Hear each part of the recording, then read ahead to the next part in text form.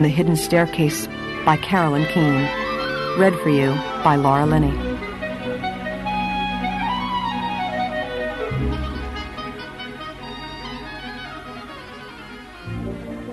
Chapter 1.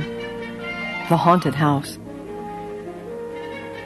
Nancy Drew began peeling off her garden gloves as she ran up the porch steps and into the hall to answer the ringing telephone.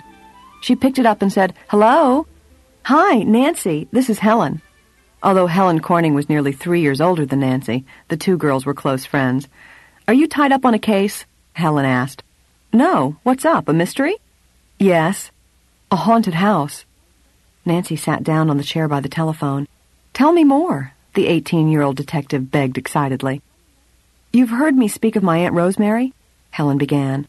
"Since becoming a widow, she's lived with her mother at Twin Elms, the old family mansion out in Cliffwood. Well, I went to see them yesterday.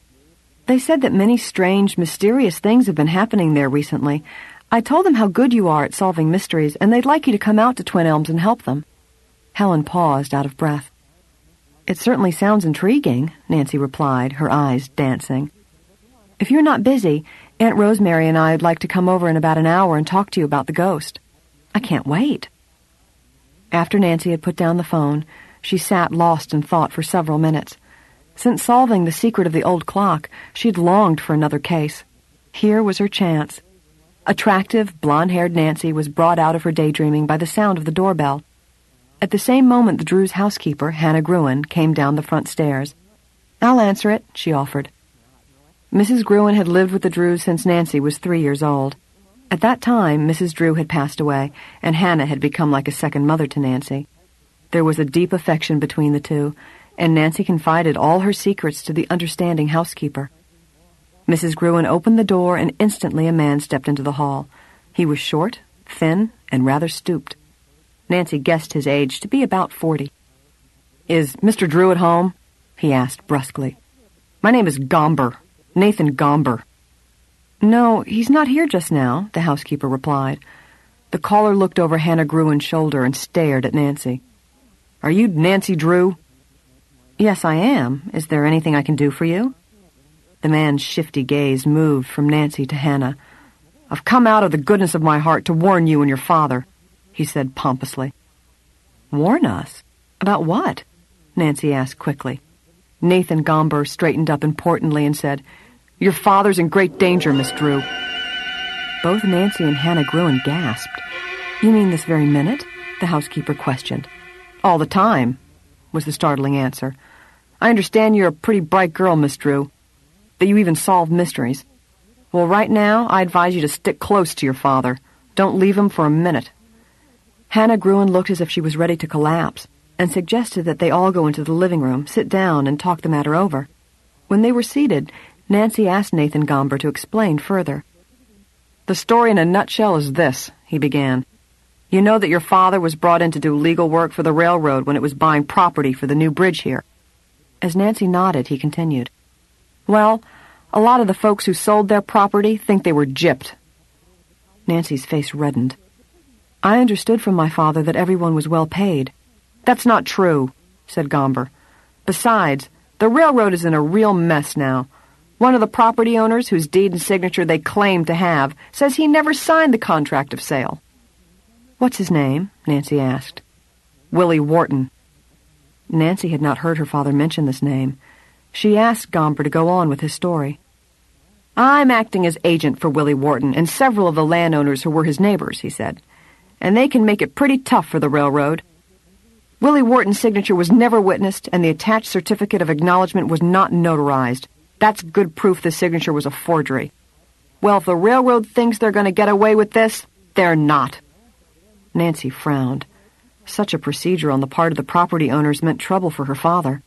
She said evenly, "But all Willie Wharton has to do is swear before a notary that he did sign the contract of sale." Gomber chuckled. "It's not that easy, Miss Drew. Willie Wharton is not available. Some of us have a good idea where he is, and we'll produce him at the right time. But that time won't be until the railroad promises to give the sellers more money. Then he'll sign. You see, Willie is a real kind man, and he wants to help his friends out whenever he can. Now he's got a chance."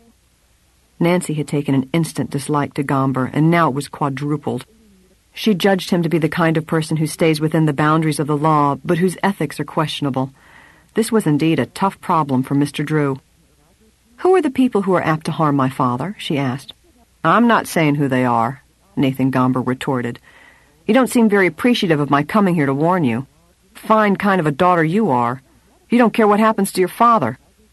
Annoyed by the man's insolence, both Nancy and Mrs. Gruen angrily stood up. The housekeeper, pointing toward the front door, said, "Good day, Mr. Gomber." The caller shrugged as he, too, rose. "Have it your own way, but don't say I didn't warn you." He walked to the front door, opened it, and as he went outside, closed it with a tremendous bang. "Well, of all the insulting people," Hannah snorted. Nancy nodded. "But that's not the worst of it, Hannah darling. I think there's more to Gomber's warning than he is telling. It seems to me to imply a threat, and he almost has me convinced. Maybe I should stay close to Dad until he and the other lawyers have straightened out this railroad tangle." She said this would mean giving up a case she had been asked to take. Hastily, Nancy gave Hannah the highlights of her conversation with Helen about the haunted mansion. "Helen and her aunt will be here in a little while to tell us the whole story." "Oh, maybe things aren't so serious for your father as that horrible man made out," Hannah said encouragingly. "If I were you, I'd listen to the details about the haunted house and then decide what you want to do about the mystery." In a short time, a sports car pulled into the winding, tree-shaded driveway of the Drew home. The large brick house was set some distance back from the street. Helen was at the wheel and stopped just beyond the front entrance. She helped her aunt from the car, and they came up the steps together. Mrs. Rosemary Hayes was tall and slender and had graying hair. Her face had a gentle expression, but she looked tired. Helen introduced her aunt to Nancy and to Hannah, and the group went into the living room to sit down. Hannah offered to prepare tea and left the room. "Oh, Nancy," said Helen, "I do hope you can take Aunt Rosemary and Miss Flora's case." Quickly, she explained that Miss Flora was her aunt's mother. Aunt Rosemary is really my great-aunt, and Miss Flora is my great-grandmother.